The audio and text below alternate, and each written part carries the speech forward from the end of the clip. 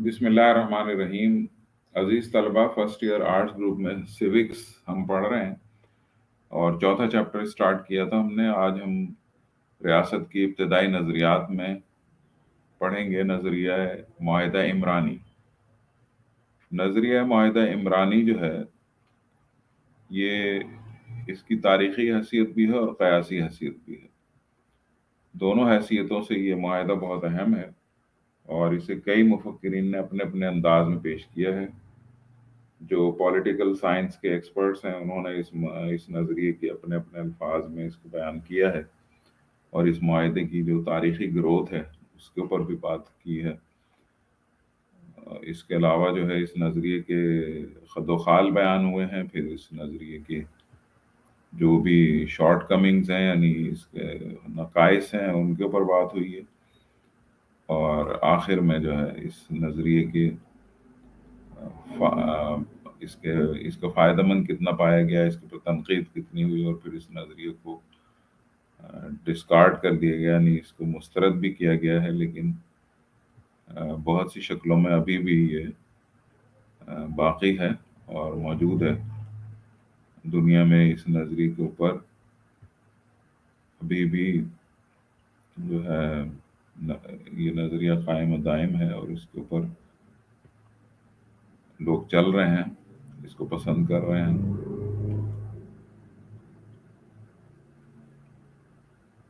तो ये नज़रिया जो है इसकी तारीख़ी अहमियत इस लिहाज से है कि 16वीं 17वीं और 18वीं सदी तक इसके अंदर काफ़ी मकबूलियत इस नज़रिए को हासिल हुई और बहुत सारी रियासतें जो है वो इस नज़रिए की हामी हो गई और उन्होंने इस नज़रिए को अपनाया।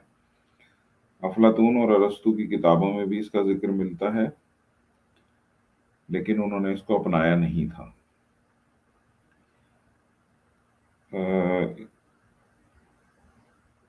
शुरू में जो इब्तदाई नज़रिए के शुरुआत हैं उसमें जिसकी लाठी और उसकी भैंस के कवानीन लागू थे, यानी कि वहाँ पर जो है जबर क़ुव्वत का नज़रिया कार फरमा था,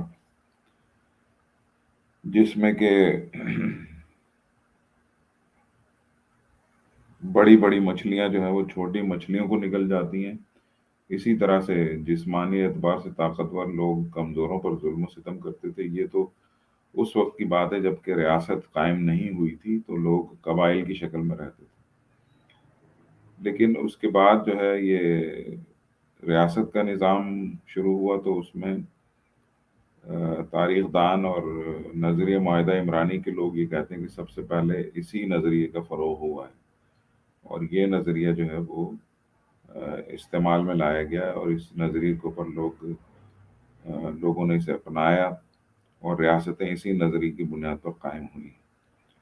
रिचर्ड हुकर और ह्यूगो ग्रॉटियस दो माहिरीन हैं जो कि इसी माहिदे की हिमायत करते हैं। इसके बाद एक और माहिर सियासियात हैं, हॉब्स। उसका कहना यह है कि इमरानी मुआहिदा जो है ये मुतलकुन अनान बादशाहत को जायज़ करार देता है, यानी ऐसी ऐसी हुक्मरानी जिसमें किसी को कोई अख्तियार हासिल ना हो और हुक्मरान जो है वो अकेला वाहिद सारे इख्तियारात का मालिक हो। वो अपनी किताब है उसकी एक लेवाइथान, उसकी किताब है जो 1651 में पेश की गई थी।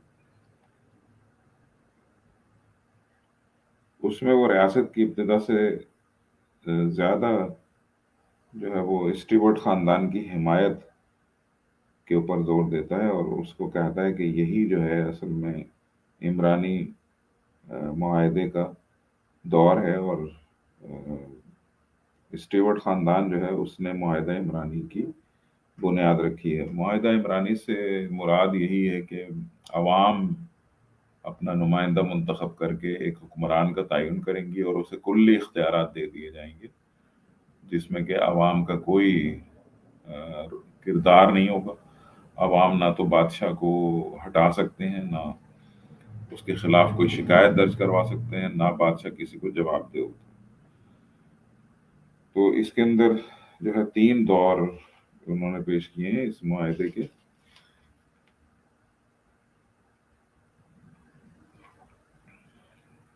یہ شروعات میں انہوں نے بھی فطری حالت کا زمانہ یعنی اسٹیٹ آف نیچر کا ذکر کیا ہے، جس وقت کے لوگ بغیر کسی ریاست کے، بغیر کسی قانون کے خاندانی اور قبائلی نظام پر زندگی گزارا کرتے تھے، اور وہاں پر جو ہے بہت سی خرابیاں جنم لیتی تھیں.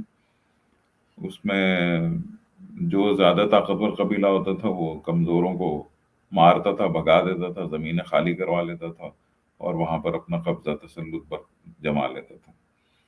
اسی طرح جب اس سے طاقتور لوگ آ جاتے تھے تو وہ اس کو وہاں سے ہٹا دیتے تھے اور اپنی ریاست وہاں، اپنی یعنی اپنے قبیلہ کا قانون وہاں لاگو کر دیتے تھے. تو یہ اسی طرح سے یہ اہ، زندگی جو ہے وہ اسی طرح سے گزاری جا رہی تھی. پھر اس کے بعد معاہدہ عمرانی کا، ریاست معاہدہ عمرانی کے تحت جب قائم ہوئی تو لوگوں نے اہ، اس کے فطری اسٹیٹ کو جو ہے مسترد کیا اور اس سے نجات حاصل کرنے کے لیے آپس میں ایک معاہدہ کیا اور اپنی آزادیاں اور حقوق حکمران یعنی بادشاہ کے سپرد کر دی، تاکہ وہ ان کے درمیان امن و امان قائم کر سکے. اس معاہدے میں عوام جو ہیں وہ فریق ہیں، لیکن حکمران فریق کی حیثیت نہیں رکھتا، ریاست اس کی فریق ہوتی ہے. حکمران کی اطاعت کے پابند ہوتے ہیں عوام جو ہے، لیکن حکمران عوامی رائے کا پابند نہیں ہوتا. تو ہابس جو ہے وہ اسٹیورٹ بادشاہوں کی جو یونی یونین یونٹی گورنمنٹ جو تھی اس کو حمایت اس کی کر رہا تھا، اس کو جائز قرار دینے کی کوشش کر رہا تھا. اس کے ساتھ ہی ساتھ تیسرا نقطہ اس میں یہ ہے کہ اقتدار اعلیٰ کا تعین بھی اسی وجہ سے ہو گیا کہ جو شخص حکمران ہوگا وہی اقتدار اعلیٰ کا مالک ہوگا، یعنی کہ تمام قانون، تمام احکامات، تمام حقوق اور فرائض جو ہے وہی طے کرے گا اور کوئی اس کے اندر شریک نہیں ہو سکتا. اسی معاہدے کو مزید تبدیلی کے ساتھ اور کچھ اس کی مخالفت کرتے ہوئے ایک اور جو ہے وہ ماہر سیاسیات تھے، لاک نام ہے اس کا، لاک. اس نے 1632 میں جان لاک نے یہ نظریہ اس کو رینیو کرا ہے، اور اس نے یہ بتایا ہے کہ سول حکومت پر دو مقالات، یہ اس کی کتاب ہے جو اس نے لکھی تھی، اس میں بالادستی جو ہے وہ حکمران کے ساتھ ساتھ عوام کی بھی شراکت داری اس نے اس کے اندر ثابت کرنے کی کوشش کی ہے. وہ بھی یہی کہتا ہے کہ فطری حالت کا زمانہ جو ہے سب سے پہلے وہ بہت خطرناک تھا، لیکن اس میں بہت ساری اچھائیاں بھی تھیں، مگر وہ کہتا ہے کہ اس میں سب سے زیادہ جو خرابی تھی اور خرابی کی بات تھی اور اس کو جو مسترد کیا لوگوں نے قبائلی نظام کو، کہ اس میں جو ہے نا سزا وغیرہ کے اور حقوق دلانے کے کوئی اصول واضح نہیں تھے، کہ اگر کوئی شخص قتل کر دے گا تو اس کی سزا کیا ہوگی، اس کو سزا دی بھی جائے گی یا نہیں دی جائے گی، اور اسی طرح سے مزدور کی مزدوری کا کیا ہوگا، رہائش کا کیا ہوگا، اگر کوئی عورت بیوہ ہو جاتی ہے یا کسی کے بچے یتیم ہو جاتے ہیں ان کی کفالت کون کرے گا. یہ ساری چیزیں جو ہیں وہ طے شدہ نہیں تھیں اس دور میں، فطری حالت میں یعنی کہ نیچرل اسٹیٹ، جو قبائلی دور تھا. پھر اس نے لکھا ہے کہ معاہدہ عمرانی جب آیا تو پھر اس میں دو معاہدے طے کیے گئے تھے. پہلا معاہدہ جسے وہ عمرانی معاہدہ کہتا ہے، معاشرے کے تمام افراد نے آپس میں کیا، اور اس معاہدے کے تحت تمام افراد اپنے چند حقوق سے معاشرے کے حق میں دستبردار ہو گئے تاکہ قانون فطرت کا نفاذ ممکن ہو سکے. بنیادی حقوق اور جان و مال اور آزادی کی تحفظ کی ضمانت جو ہے وہ معاہدہ عمرانی دیتا ہے. یہ اس کے الفاظ ہیں جان لاک کے. اس کے ساتھ ہی ساتھ وہ کہتا ہے کہ منظم معاشرے کے قیام کے بعد افراد نے دوسرا معاہدہ جو ہے وہ اس کے ذریعے اس شرط کے ساتھ حکمران کے ساتھ طے کیا، دوسرا معاہدہ، کہ وہ افراد کے حقوق کی حفاظت کرے گا اور اگر وہ اس ذمہ داری میں ناکام رہے گا تو لوگ اسے ہٹا بھی سکتے ہیں. تو اس طرح جو ہے بادشاہت کو محدود کر دیا گیا، یعنی وہ جب تک وہ عوام کے حقوق کی پاسداری کرے گا، عوام کے حق میں بہتر ثابت ہوگا تو عوام اسے قبول کریں گے، ورنہ عوام اسے مسترد کر دیں گے۔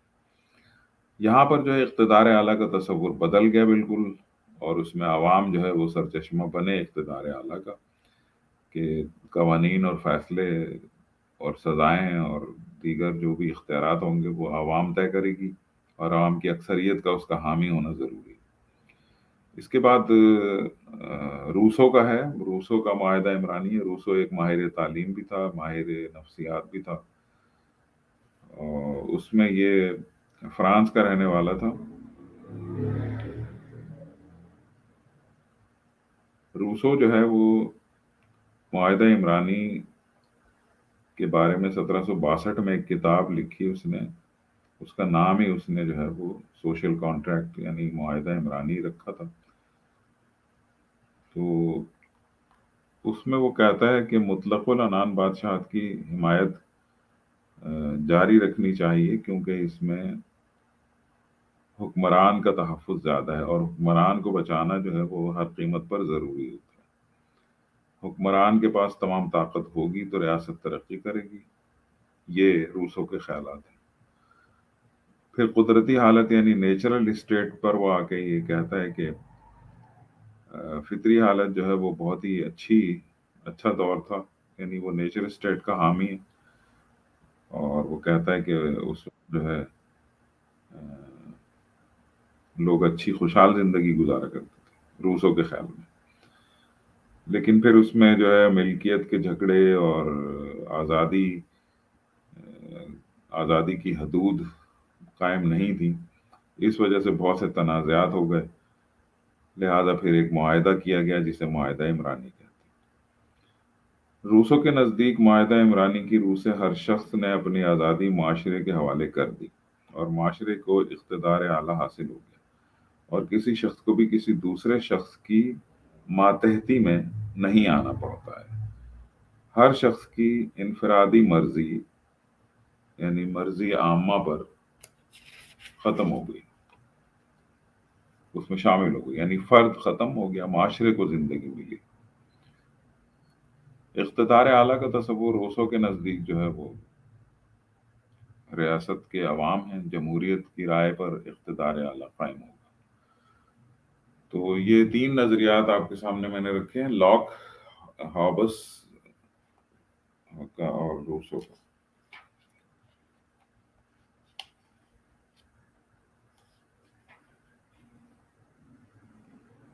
ہابس کا نظریہ، پھر جان لاک کا نظریہ، اور پھر روسو کا نظریہ، یہ تین نظریات ہیں۔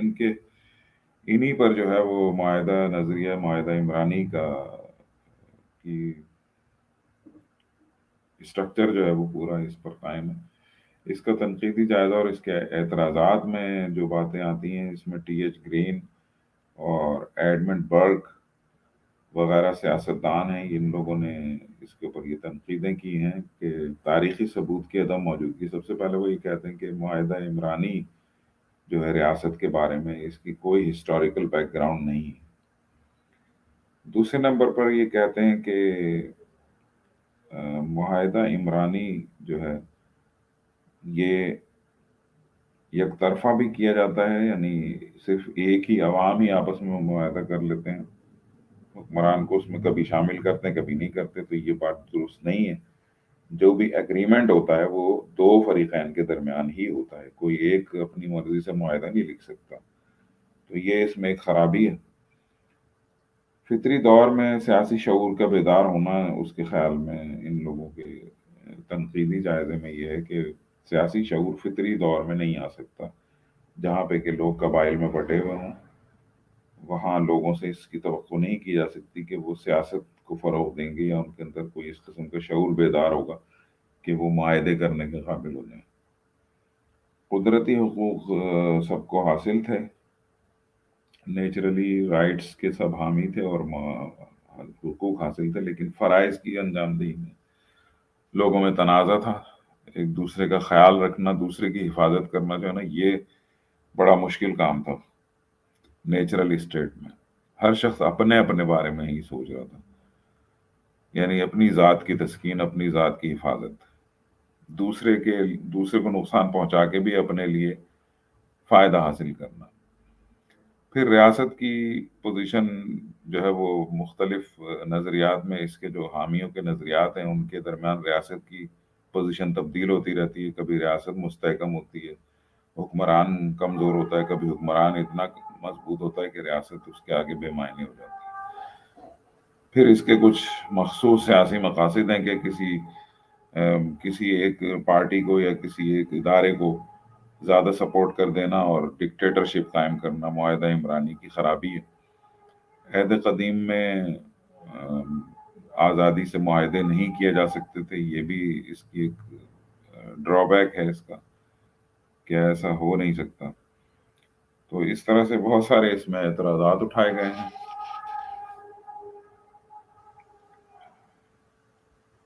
پھر نفسیاتی لحاظ سے بھی یہ غلط ہے نظریہ معاہدہ عمرانی۔ انسان کبھی بھی اتنا وحشی اور خود غرض نہیں ہو سکتا جتنا کہ ہابس نے بتایا ہے کہ، اور نہ ہی وہ اتنا نیک اور فرشتہ ہو سکتا ہے جتنا کہ روسو نے اس کو قرار دیا ہے۔ ہابس کا یہ کہنا بھی غلط ہے کہ قدرتی حالات میں انسان تنہا زندگی بسر کرتا تھا۔ تنہا نہیں تھا، وہ قبائل کے ساتھ رہتا تھا۔ ہر دور میں انسان معاشرے میں ہی رہتا چلا آیا ہے کیونکہ وہ فطرتاً معاشرت پسند واقع ہوا ہے۔ ان تمام خامیوں کے باوجود اس نظریے کی بڑی قدر اس وجہ سے کی جاتی ہے کہ اس کی وجہ سے ریاست کے نظریے تخلیق ربانی کو بڑا دھچکا لگا۔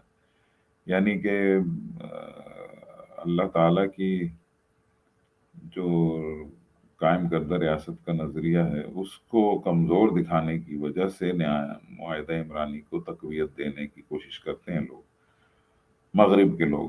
یہ تعصبانہ روش ہے جو کہ ان لوگوں کے درمیان پائی جاتی ہے۔ تو یہ آج کا لیکچر تھا ہمارا، اس کے تفصیل سے ہم نے اس کا جائزہ لیا کہ نظریہ معاہدہ عمرانی جو ہے یہ کیا ہے، اور اس کا پس منظر اور اس کے نقائص وغیرہ جو ہیں اس کو ہم نے ڈیٹیل میں ڈسکس کیا ہے۔ نیکسٹ ٹاپکس ہم لیں گے ہسٹوریکل ڈیولپمنٹ آف اسٹیٹ اور اس کے نظریات کیا تھے۔ تو اجازت دیجیے، السلام علیکم ورحمۃ اللہ وبرکاتہ۔